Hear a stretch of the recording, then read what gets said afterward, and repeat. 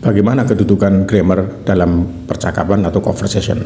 Menurut saya, grammar itu tetap satu hal yang penting bagi kita, orang Indonesia, yang mempelajari bahasa Inggris sebagai second language atau foreign language.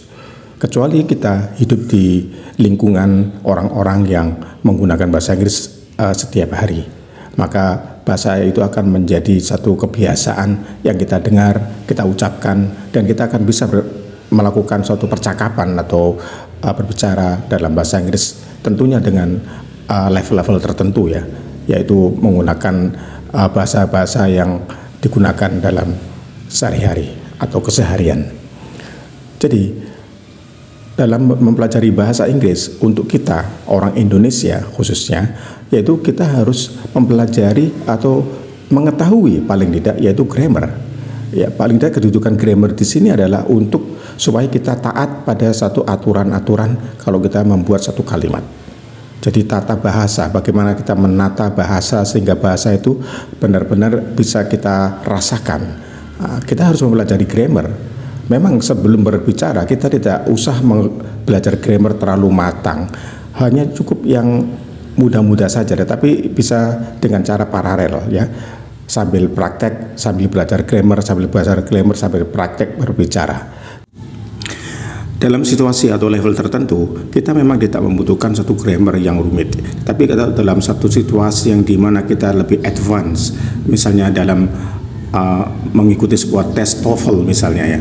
Jadi kita harus pergi ke luar negeri dan harus belajar ke luar negeri dan dites dalam bentuk TOEFL. Kita harus mempelajari grammar.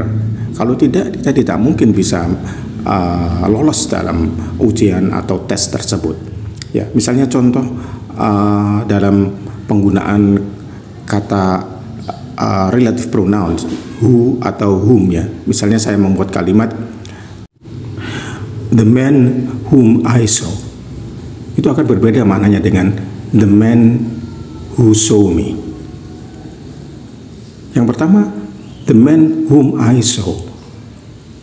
Orang laki-laki yang saya lihat. Dan yang kedua, the man who saw me, laki-laki yang melihat saya. Nah, penggunaan kata whom dan kata who dalam relative pronoun di sini kita memerlukan kaidah-kaidah bahasa yang disebut dengan grammar. Ini adalah salah satu contoh saja. Dari dalam level-level tertentu kita memang tidak membutuhkan grammar, yaitu untuk kebutuhan daily conversation, tapi dalam situasi-situasi khusus, misalnya dalam bentuk lebih formal, kita harus dan wajib mempelajari grammar sebagai suatu kaidah bagaimana kita menata bahasa.